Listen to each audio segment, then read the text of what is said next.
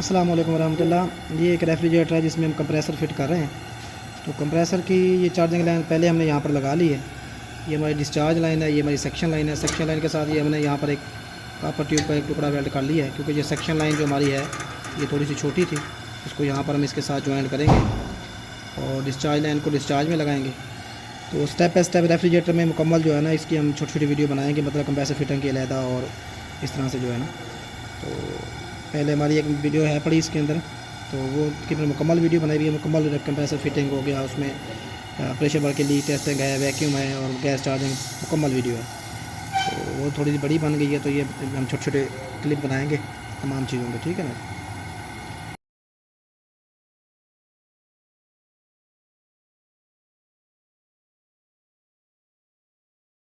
तो ये हमारे जो कंडेंसर का पाइप है ये भी हमारा लोहे का है, और कंप्रेसर के जो डेनफास्ट के कंप्रेसर के पाइप होते हैं ये भी लोहे के होते हैं। तो इसलिए लोहे को लोहे के साथ वेल्ड करने के लिए जो है हम ब्रेजिंग करेंगे। ब्रेजिंग करने के लिए जो है ये पीतल का राड यूज़ किया जाता है, ठीक है ना। तो पीतल वेल्डिंग की जाती है। तो पीतल वेल्डिंग जो है, देखें ना कि कंप्रेसर का पाइप लोहे का है और कंडेंसर का पाइप भी लोहे का है। तो ये मुख्तलिफ धातें हैं।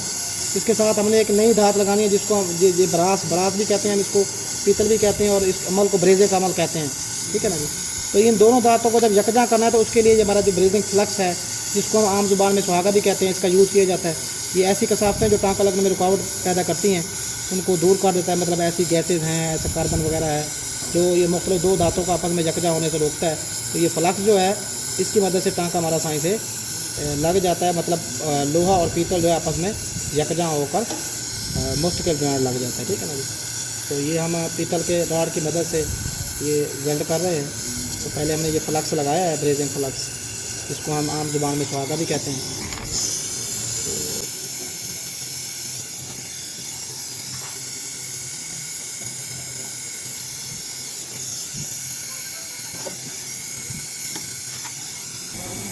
तो जैसे ही हमने जो है ना कंप्रेसर को चला दिया, हमने चलाकर इसका ये जो टांका हमने डिस्चार्ज का लगाया है, तो यहाँ से हम प्रेशर चेक कर लेंगे कंडेंसर के आउटलेट से, क्योंकि ये वाला कंडेंसर के इनलेट का ये टांका हमने लगाया है। तो पूरे कंडेंसर में से प्रेशर सर्कुलेट होने के बाद ये कंडेंसर का जो हमारा आउटलेट है, अगर यहाँ से प्रेशर निकल रहा है तो इसका मतलब है ये टांका जो हमने लगाया है ये ब्लॉक नहीं हुआ, मतलब ये टांका ठीक है, ठीक है ना।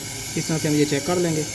बस ये चला के हमने चेक करना होता है। ये चेक करने के बाद अब जो है ना, अब अगला जो है ना फिल्टर लगाएंगे, फिर कैपिलरी का टांका लगाएंगे, फिर एंड में सेक्शन लगाएंगे।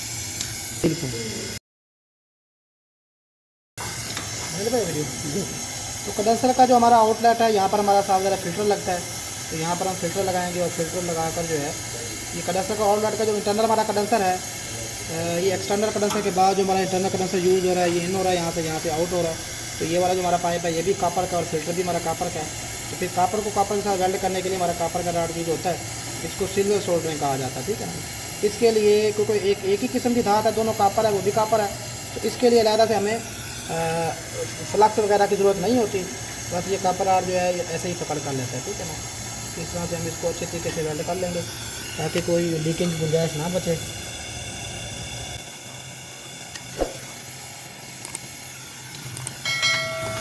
अब जो है फिल्टर की दूसरी साइड पर कैपिलरी ट्यूब लगा। अब ये जो हमारा फिल्टर का आउटलेट का टांका है ये भी हमारा कॉपर का है, और उधर से कैपिलरी भी हमारी कॉपर की है। तो कैपिलरी को हम हीट नहीं देते हैं, क्योंकि कॉपर को ही हीट देने से क्योंकि कैपिलरी बिजली गेज की होती है, तो वो खुद ही गर्म हो जाती है, ठीक है ना। इसको हम यहाँ पर वेल्ड कर लेंगे।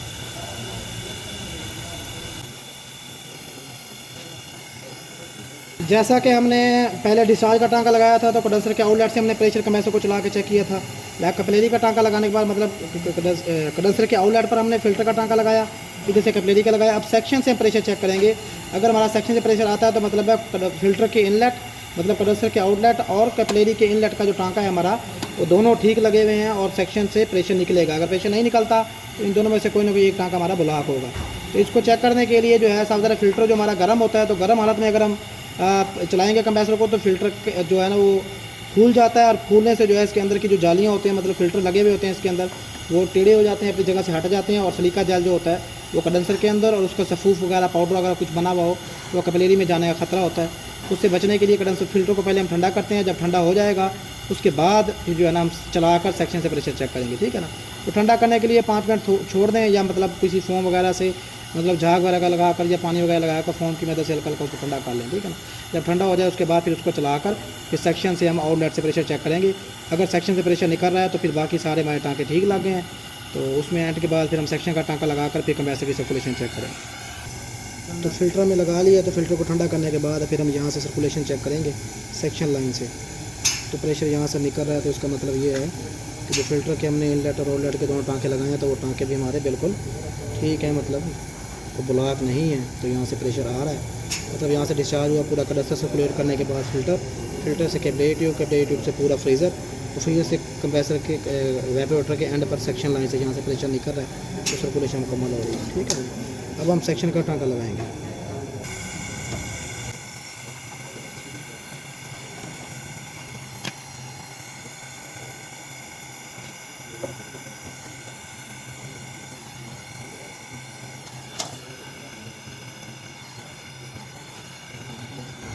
तो ये सेक्शन का टाँका अब हमने लगा लिया। उसके बाद जो है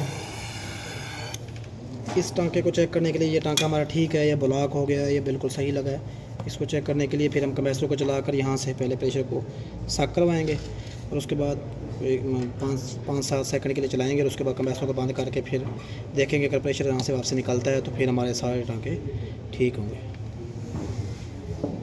स्टॉप पर चलिए। तो अब हम लोगों ने जो है ना ये सेक्शन का एंड में टाँका लगाया है, तो इसकी सर्कुलेशन को चेक करने के लिए है कि सर्कुलेशन मुकम्मल हो रही है, टाँका हमारा अंदर से ब्लॉक तो नहीं हुआ। बाज़ मटेरियल जो है मेल्ट होकर ट्यूब के अंदर चला जाता है, जिससे ट्यूब हमारी ब्लॉक हो जाती है। तो उसकी सर्कुलेशन चेक करने के लिए भी टाँका ब्लॉक तो नहीं हुआ, तो फिर हम कंप्रेसर को चलाते हैं और चलाने के बाद फिर यहाँ से हमारा कंप्रेसर जो है प्रेशर को सक करेगा और सक करने के बाद कुछ सेकंड सक करवाने के बाद फिर हम इसको यहाँ से बंद कर देंगे और यहाँ पर उंगली रख देंगे। अब जो हमारा प्रेशर यहाँ से सक हुआ था वो साफ ज़रा कंप्रेसर उसको सक करेगा, उसको प्रेस करने के बाद यहाँ डिस्चार्ज लाइन से डिस्चार्ज करेगा, वो कंडेंसर में जाएगा, पूरा कंडेंसर सर्कुलेट करने के बाद फ़िल्टर में आएगा, फ़िल्टर से कैविटी ट्यूब और कैविटी ट्यूब से फिर वो फ्रीज़र में जाएगा और पूरा फ्रीज़र सर्कुलेट करने के बाद सेक्शन लाइन से वापसी आएगा और सेक्शन लाइन से फिर यहाँ से वापस निकलेगा। अगर प्रेशर हमारा वापस निकलता है तो इसका मतलब है सर्कुलेशन मुकम्मल हो रही है और सारे टाँके जो हमने लगा रखे हैं वो सारे जो है वो ओपन है, कोई सेंटर पे से ब्लॉक नहीं हुआ हुआ, वो सारे टाँके ठीक हैं। ये तो होगी सर्कुलेशन चेक करने के लिए। अब हमने ये चेक करना है कि जो जो टाँके हमने रिन्यू किए हैं, सारे जो हमने टाँके लगाए हैं, आया कि वो टाँके लीक तो नहीं है, कहीं से लीकेज तो नहीं है। तो लीकेज को चेक करने के लिए अब हम सिस्टम के अंदर प्रेशर भरेंगे और प्रेशर भर के जो है फिर हम लीक टेस्टिंग करेंगे। तो ये जो हमारी वीडियो थी ये कंप्रेसर फिटिंग की थी, तो कंप्रेसर की फिटिंग मुकम्मल हो चुकी है, ठीक है ना। जज़ाक